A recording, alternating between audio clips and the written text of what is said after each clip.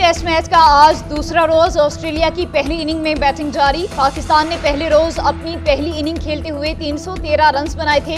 आमिर जवाल ने 82 और रिजवान ने 88 रन की इनिंग्स खेलकर पाकिस्तान की लड़खड़ाती बैटिंग को सहारा दिया था।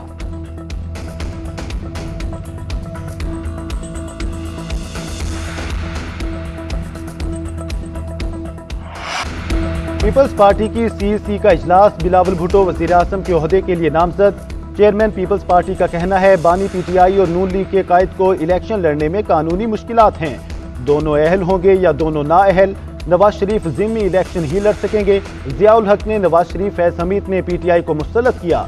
ये दोनों जमातें अशराफिया और पीपल्स पार्टी गरीब की नुमाइंदा है। आए मेरा मुकाबला करें और अवाम पर फैसला छोड़ दें। न्यूज़ कॉन्फ्रेंस करते हुए उनका मजीद कहना था मसाइल का हल निकालने के लिए आपस के इख्तिलाफात को खत्म करना पड़ेगा। जब तक आपस में लड़ेंगे दुश्मन हमारा फायदा उठाते रहेंगे। मसाइल के हल के लिए हमें जाती दुश्मनी खत्म करनी पड़ेगी। आज तक इल्म नहीं लाहौर में नून लीग और पीटीआई से हमारा मुकाबला कौन करेगा। हुकूमत को मौका मिला तो 10 वादे पूरे करेंगे।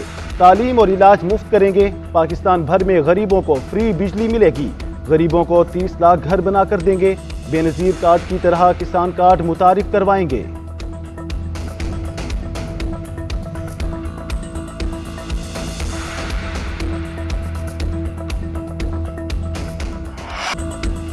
पेशावर हाईकोर्ट से जरताज गुल की राहदारी जमानत मंजूर। पेशावर पुलिस समेत तमाम कानून नाफिज करने वाले इदारों को जरताज गुल की गिरफ्तारी से रोक दिया। खातून रहनुमा को 1 लाख रुपए के मुचलके जमा कराने का हुक्म। चीफ जस्टिस इब्राहिम खान ने फैसला सुना दिया। मुझे जमानत दे दें, ये लोग गिरफ्तार कर लेंगे। जरताज गुल का अदालत में बयान।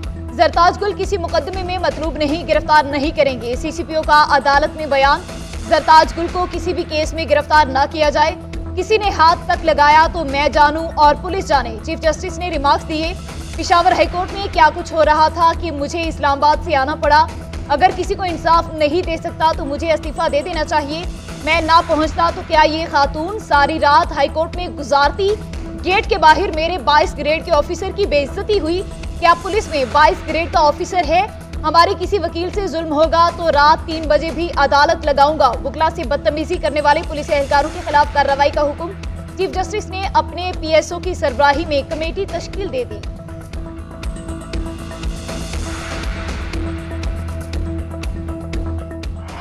पीटीआई से एक बार फिर बल्ला छिन गया। इलेक्शन कमीशन का 22 दिसंबर का फैसला बहाल। पेशावर हाईकोर्ट ने हुक्म इम्तना वापस ले लिया। इलेक्शन कमीशन की पीटीआई से बल्ले का निशान वापस लेने की अपील मंजूर। पेशावर हाईकोर्ट के जस्टिस एजाज खान ने 6 सफ़ात पर मुश्तमिल तहरीरी फैसला जारी कर दिया। तहरीरी फैसले में कहा गया, इलेक्शन कमीशन के वकील ने कहा मरकजी फ्री को सुने बगैर हुक्म इम्तना दिया गया। दरख्वास्त गुजार को दिया जाने वाला अबूरी रिलीफ पूरे मुकदमे पर असरअंदाज हुआ है। फ्रीकैन के दलाइल सुनने के बाद अदालत हुक्म इम्तना वापस लेती है। दरख्वास्त गुजार के तहफ़्फ़ुज़ात मरकजी दरख्वास्त में सुने जाएंगे। इलेक्शन कमीशन आइन और कानून के मुताबिक इंतखाबात का इनाकात करे। सुप्रीम कोर्ट भी फैसलों में साफ शफाफ इलेक्शन का हुक्म दे चुकी है।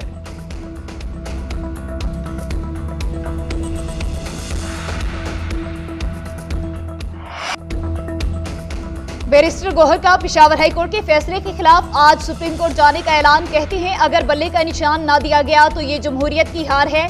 अवाम उसको तस्लीम नहीं करेंगे। इलेक्शन की शफाफियत पर सवाल उठेगा। इंतखाबी निशान ना मिलने पर हर उम्मीदवार आजाद हैसियत में इलेक्शन लड़ेगा। इंतखाबात का बाइकॉट नहीं करेंगे। हम मैदान खाली नहीं छोड़ेंगे। मुखालिफिन अंडर 19 से भी घबरा रहे हैं। फैसला जल्दबाजी में किया गया। यकीन है सुप्रीम कोर्ट बल्ले का निशान बहाल कर देगी। इलेक्शन कमीशन को हमारे बल्ले के निशान से कोई एतराज है तो हमें कोई और निशान दे दें। हमने कभी नहीं कहा कि डायलॉग नहीं चाहते। बानी चेयरमैन पीटीआई पर चार्जशीट एक सियासी इंतकाम का निशाना है। बैरिस्टर अली जफर ने कहा मुल्क में करप्शन की बुनियाद रखी जा रही है। स्टे ऑर्डर वापस लेना समझ से बालातर है। अदालत ने कहा था 9 जनवरी को डिवीजन बेंच फैसला सुनाएगा। इलेक्शन कमीशन ने सुप्रीम कोर्ट के कौन से हुक्म की तौहीन अदालत की दरख्वास्त दी है। अब सबूत तो दें। जिसके भी कागजात नामजदगी मुस्तरद हुए वो अपील करेगा, बात खत्म। 2013 के इलेक्शन में भी इल्जामात लगाए गए। अदालत का तब भी वक्त जाया किया, कोई ठोस इल्जामात ना निकले। मौजूदा चीफ इलेक्शन कमिश्नर को भी आपने तैनात किया, हमने नहीं।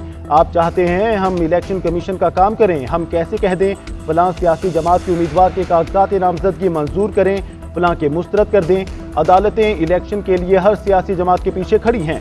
चीफ जस्टिस के लेवल प्लेइंग फील्ड केस पर समाअत के दौरान रिमार्क्स। लतीफ खोसर ने कहा कि पंजाब में पीटीआई को लेवल प्लेइंग फील्ड नहीं दी जा रही।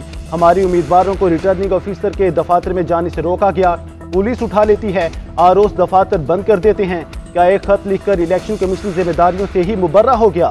चीफ जस्टिस ने रिमार्क्स दिए कि आपने आईजीज, चीफ सेक्रेटरीज के खिलाफ तौहीन अदालत मांगी है, उनका इलेक्शन से क्या लेना देना? अदालत ने आईजी, चीफ सेक्रेटरी और एडवोकेट जनरल पंजाब को नोटिस जारी कर दिए। इलेक्शन कमीशन के अहकामात पर अमल दरामद की रिपोर्ट तलब।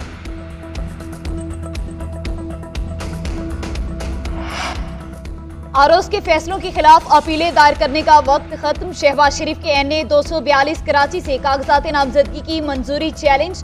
पीपल्स पार्टी के उम्मीदवार मसूद खान मंदोखेल की रिटर्निंग ऑफिसर का फैसला कलअदम करार देने की इस्तदा। मरियम नवाज के कागजात नामजदगी की मंजूरी का फैसला चैलेंज। नवाज शरीफ के खिलाफ अपील पर जवाब तलब। एनए 122 से बानी चेयरमैन पीटीआई की अपील दायर की गई। अख्तर मेंगल ने भी ट्रिब्यूनल से रुजू कर लिया। पीटीआई के उमैर न्याजी के कागजात नामजदगी पर एतराजात खत्म। परवेज इलाही ने एनए 59 और पीपी 23 से फैसले चैलेंज कर दिए। एनए 214 से पीटीआई उम्मीदवार शाह महमूद कुरैशी और जैन कुरैशी की अपील पर जवाब तलब।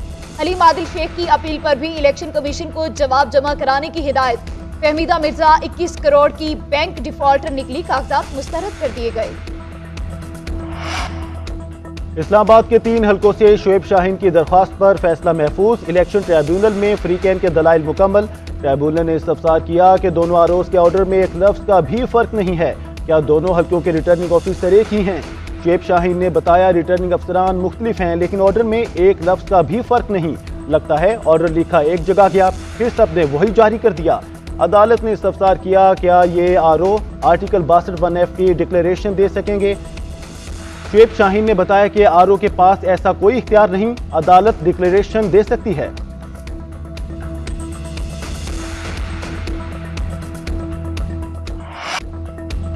रियासत को अपना माइंडसेट बदलना होगा। हुकूमत तहरीरी तौर पर बता दे मजीद किसी को गैर कानूनी लापता नहीं किया जाएगा।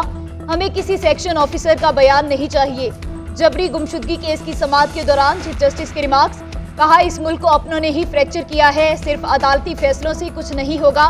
शोएब शाहीन ने कहा इमरान रियाज पेश होने के लिए तैयार हैं, अदालत प्रोटेक्शन दे। चीफ जस्टिस ने कहा किसी की जाती नवैयत के केस नहीं सुनेंगे। क्या हम किसी के लिए रेड कारपेट बिछाएं? किसी को खदशात हैं तो मुकदमा दर्ज कराए। हमारे पास कोई फौज खड़ी है जो प्रोटेक्शन दे।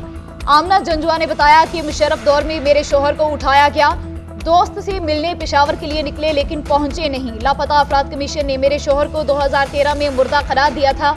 कमीशन को तमाम प्रोडक्शन ऑर्डर अटॉर्नी जनरल को फराहम करने की हिदायत। समाअत 9 जनवरी तक मुलतवी कर दी। तौहीन इलेक्शन कमीशन केस में बानी चेयरमैन पीटीआई और फवाद चौधरी पर फर्द जुर्म आई। दोनों मुल्जिमान का सेहत जुर्म से इनकार। चार्जशीट में लिखा गया कि इल्जामात झूठे करार दे दिए। चार्जशीट के मुताबिक मुल्जिमान ने मनसूबाबंदी से तज़हीक आमेज मुहिम चलाई। कई मरतबा मुतसबाना जबान इस्तेमाल की गई। मन घड़त इल्जामात आयद किए गए। 4 अगस्त और 10 अगस्त 2022 को इलेक्शन कमीशन को स्कैंडलाइज किया।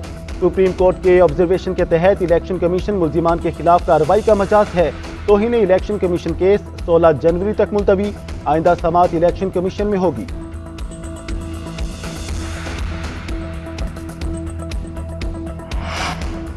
साबिक वज़ीर आज़म शहबाज शरीफ फैजाबाद धरना कमीशन में पेश न हुए। रवां हफ्ते बयान रिकॉर्ड कराएंगे।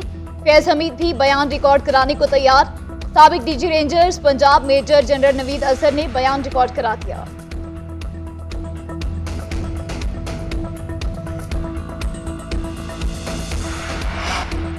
मेयर कराची टाउन नाज़मीन इंतखाबी ज़ाब्ते अखलाक की खिलाफ वर्जी कर रहे हैं।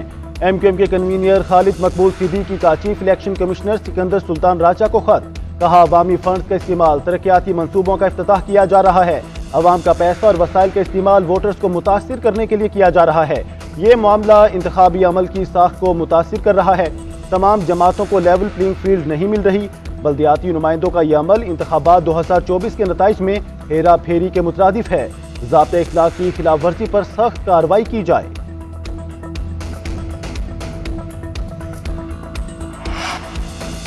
निगरान वज़ीर आज़म अनवारुल हक काकड़ की ज़ेर सदारत खुसूसी सरमायाकारी की सहूलत काउंसिल की एपिक्स कमेटी का इजलास। आर्मी चीफ, वफाकी वज़रा, वज़राए आला और दीगर हुकाम की शिरकत, वजारतों की मनसूबों पर पेशरफ्त और मुतवक्की सरमायाकारी पर ब्रीफिंग, एपिक्स कमेटी का पेशरफ्त पर इत्मीनान का इजहार, सरमायाकारों को सहूलत फराहम करने के लिए इंफ्रास्ट्रक्चर की तरक्की को तेज करने पर इत्तफाक। एलामी के मुताबिक कमेटी ने दोस्त ममालिक के साथ माशी रवाबित में इजाफे को सराहा। निजकारी पर पेशरफ्त का जायजा लिया गया। कमेटी ने स्मगलर्स और जखीरा अंदोजों के खिलाफ कार्रवाई जारी रखने के पुख्ता अज़्म का इजहार किया। पाक अफगान तनाव में कमी की कोशिशें, अफगान अबूरी हुकूमत और पाकिस्तानी वफ्द के दरमियान दफ्तर खारजा में मुज़ाकरात। अफगान वफ्द में वज़ारत दिफा, इत्तलात इंटेलिजेंस एजेंसी के नुमाइंदे शामिल। पाकिस्तानी वफ्द में नुमाइंदा खसूसी बराए अफगानिस्तान आसिफ दुरानी और दीगर शामिल। कलअदम तंजीम की जानिब से अफगान सरजमीन के इस्तेमाल पर बातचीत। अफगानिस्तान में दहशत गर्दों की महफूज पनागाहों का मामला भी जेर बहस। वज़ीर खारजा जलील अब्बास जिलानी से गवर्नर कंधार मुल्ला शीरी की मुलाकात। मुसलसल राब्ते रखने, बाहमी तौर पर मुफीद ताल्लुकात जारी रखने पर इत्तफाक। दोनों मुल्कों का तिजारती मौके से फ़ायदा उठाने के लिए दरकार इक़दामात पर जोर। अफगान वफ्द की दौरा पाकिस्तान के दौरान अस्करी हुकाम और दीगर से मुलाकातें मुतवक्के।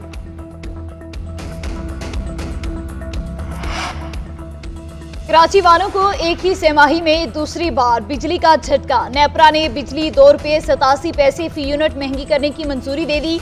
एक सेमाही में इजाफा 4 रुपये 12 पैसे हो गया।